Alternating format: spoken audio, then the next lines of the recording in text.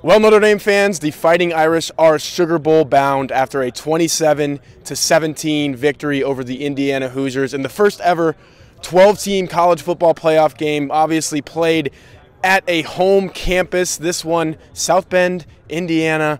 We'll get to some of that because everyone we talked to after the game, Jack, said this crowd mattered. It affected the game 100%. Like I said, we'll get to that, but first, the score. It wasn't that close. Notre Dame was up, was it 27-3 at one point in this game? And Indiana scores 2 fourth-quarter touchdowns. Al Golden himself, Notre Dame's defensive coordinator, I asked him, he said those were inconsequential. Whatever happened there in the end didn't matter.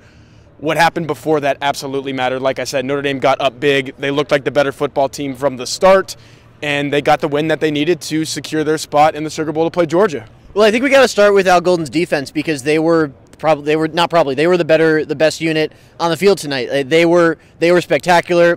Like you said, Al Golden said that he doesn't think anything of the touchdowns late.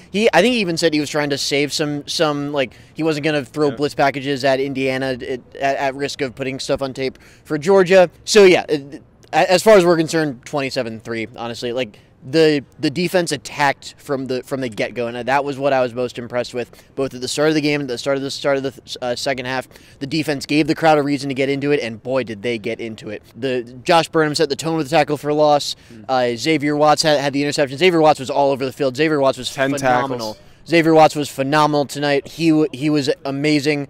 They just all around. Leonard Moore was great. I'm just rattling off names. Drake Bowen had a great play where he blew up a screen pass. He played a great game, I thought. There were just a lot of guys on defense who I'm like, you know what? He played aggressive. He attacked downhill, and he just dominated the game. And I think that's what the defense did. So Curtis Rourke ends up throwing for I think like 230 yards. Go to a box score if you want that. Blueandgold.com has the stats as well.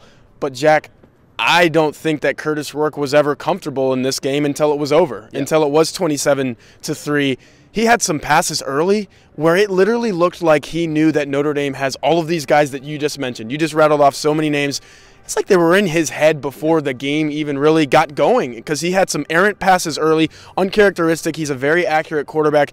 He was not accurate today, and Notre Dame only ends up with 3 sacks, I believe, but he was under duress early. I thought that was a big part of this ball game to the point of Indiana just kind of abandoning the pass, and it's not like Indiana was running well enough to just go run. I think Indiana ends up with 2.3 yards per carry, so the Notre Dame defense, both phases, dominated this football game. I tweeted out a statistic. Al Golden has now held 8 of 13 opponents to 300 or fewer yards. Indiana had 278 total today.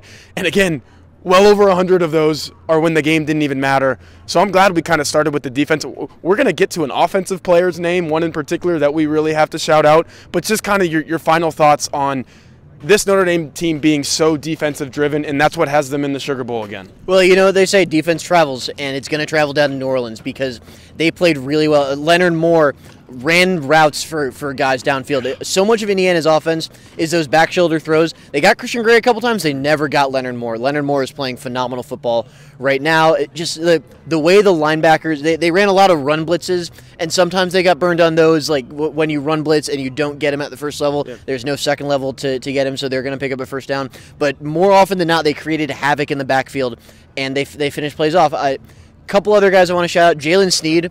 I thought there was a play. I think it was that drive they got the 2 sacks with Mills and Bryce Young. Jalen Sneed, like it was either a run or a short pass where it maybe like a bubble screen where it looked like India might have had room. Then you see Jalen Sneed streaking across the middle of the field to bring him down. Made a great play. There was another one that stood out. Xavier Watts coming downhill on one of those toss plays. Like they try to draw the defensive end in. Get it, break, contain. Watts knows that teams have run that on Notre Dame all year. Watts fired downhill, stopped it before it starts. There was so often that Notre Dame's team speed on defense really made the difference, and those were a couple of the examples that stood out. But it was just all game long. Notre Dame had the faster team when its defense had the ball and took advantage. Let's talk about individual speed for a second, Jack, and being fast. Jeremiah Love is one of the fastest players in college football. He showed it early on in the first 5 minutes of this game. 98-yard touchdown that really, when that happened, it reminded me, Jack, yeah, Notre Dame has the better football players in this game.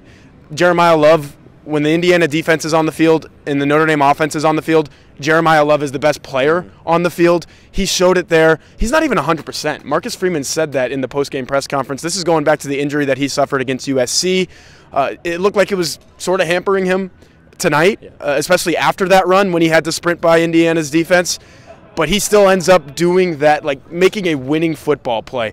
It's tied for the longest rushing play in Notre Dame history. It's the longest rushing play in college football playoff history. It's the longest rushing play of any FBS player this year. Jeremiah Love has that. Notre Dame has Jeremiah Love, and the Fighting Irish are so much better as a football team because of that. Yeah, he's spectacular. We all saw him. I think it was Billy Schrouth and Anthony Knapp on the left side of the offensive line that cleared that hole for him. So he gets past the first level because of that. He deletes the tackling angle at the second angle, gets the edge on the second level, gets the edge on the third level, and then he's just gone. And someone asked him, like, were you looking up at the big screen? Did you think they might catch you? And he's like, nah, man, they're not catching me. No one is catching Jeremiah Love when he gets into the open field. Other than that play on offense, though, it was kind of a grinded-out football game for Notre Dame. Like, There's going to be a lot of talk from the SEC shills on Twitter about did Indiana belong. Like, Indiana belonged in the playoffs. Their defense, especially the defensive front, definitely belonged in the playoffs. Those guys are legit. They made life difficult for Notre Dame all game, and it was a game they hadn't really gotten themselves into, especially in the run game for a while. We're like, yeah, Indiana's going to get theirs. They're going to get their tackles for loss. They're going to make you work for it up front, but I think Notre Dame really stuck with its plan. We'll talk about. I'll throw it to you and then talk about the pass game a little more. But in the run game, I think besides that 98-yard carry, it was a difficult day, but not an unsuccessful one because they stuck with it and they matched Indiana punch for punch against a good defensive front, and I thought it was a successful day. Yeah, so 98 yards from Jeremiah Love on that one play. I believe that's right about half of the entire yardage that they had on the ground Notre Dame did for the entire game. But to your point, Riley Leonard makes a critical conversion on third down with his legs. I believe Aeneas Williams might have even ran for a first down. If it wasn't a first down, he had some good plays on the ground. Jadarian Price, I believe, goes 11 for 33, but that's what Riley Leonard did too, and we're sitting here talking about Riley Leonard making plays. Like, so if you go back and look at those 11 carries for Jadarian Price, he made a play or two in there as well. And that was kind of the theme for me. Notre Dame made enough plays on offense, even if it was a grimy game. Indiana plays grimy games. Yeah. That's what they've done all season.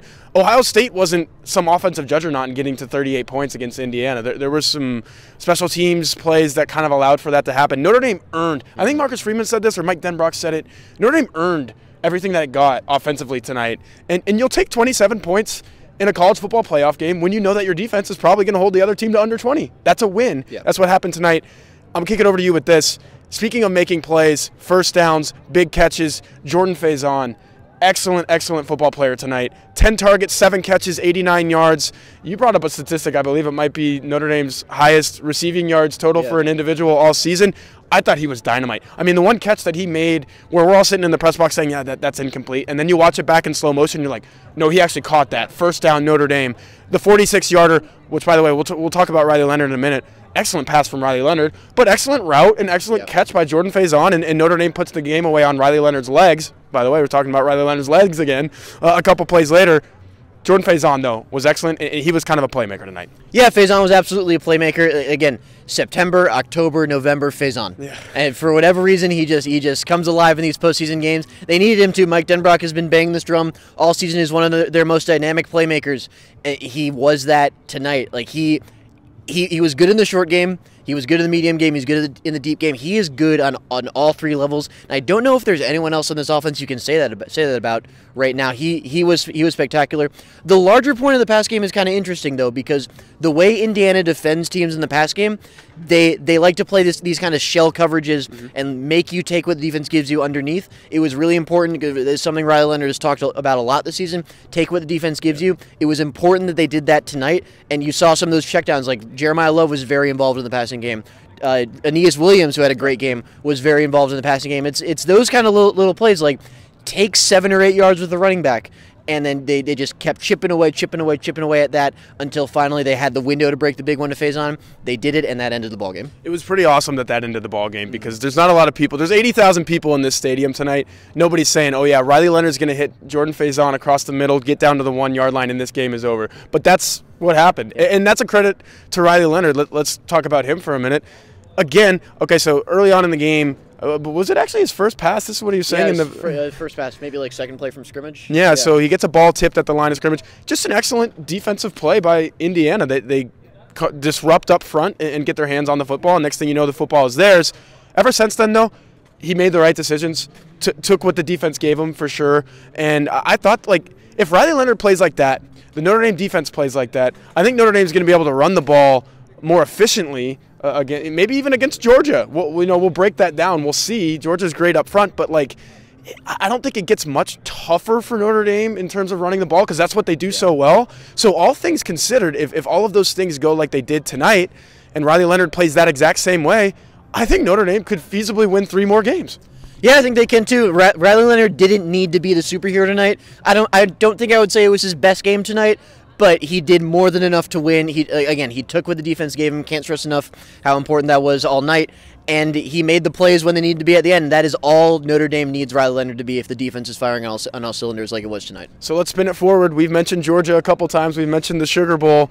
That's what Notre Dame has next. And I think there's a part of everybody who's watching this, everybody who covers this team, watches this team, college football at large, who are saying, okay, that was awesome. You beat Indiana at home. You're supposed to do that. This is the next big test for Notre Dame. This is the big test. Marcus Freeman was asked about winning 12 games, which is something Notre Dame has only done, I believe, maybe a handful of times, maybe upward of 10 times. I'll have to go back to the record book and look at that. But that's the plateau for this program. 12 is the most. What's next? 13. Marcus Freeman said he's greedy, and I think a lot of Notre Dame fans are saying, yeah, let's be greedy. Let's go get that one, and I think it's possible. Yeah, it's absolutely possible, and we'll talk about this so much in the next coming weeks, in the next, 9 days, until New Year's Day when Notre Dame faces Georgia in the Sugar Bowl. But I like the way these teams match up against each other. I just do, and again, we'll dive much more into that, future videos, future articles. Final thought from tonight, I mean, the crowd was electric. This was the best I've seen this is my second year on the beat. This is the best I've seen Notre Dame Stadium. It was an abnormal night in every way. We're doing the stand-up being lit by my phone in a tree. That's not a joke, by the way. My phone is sitting in a tree, and we're doing this video. But again, abnormal night in every way, and in all the best ways. I thought, like, college game day in the afternoon was fantastic. Feels like forever ago. Feels like forever ago. The player walk under the lights, I thought was fantastic, and kind of under the cover of darkness even was great. Like the student section was there earlier than I've ever seen it. The crowd was jumping. The rally towels worked. There was no red take. I mean, there was a decent amount of red, but no red takeover whatsoever. I mean, I was right. Indiana Twitter, I was right. Yeah, that's the one thing. I'm glad to have Indiana Twitter out of my mentions. But I don't think Georgia's going to be too much better, man. You know the SEC. Welcome to the SEC. It's all uphill from here still. Yeah, but they'll be closer to right. Like, it was the best I've seen Notre Dame Stadium for a whole host of reasons, and the crowd did its job, and it got rewarded with a great night. Absolutely. I echo everything that Jack said. I've been on the beat for now 4 seasons, and that was the best that I've seen it as well. So, special night. Notre Dame will not play here again this season, but they're just fine with that because that means that they're into the Sugar Bowl and maybe beyond. As Jack said, we will cover that here on this YouTube channel, so definitely like this video, subscribe to this channel, and go to blueandgold.com for all of your written coverage of Notre Dame's college football playoff run, which is alive and well. So we will see you guys next time.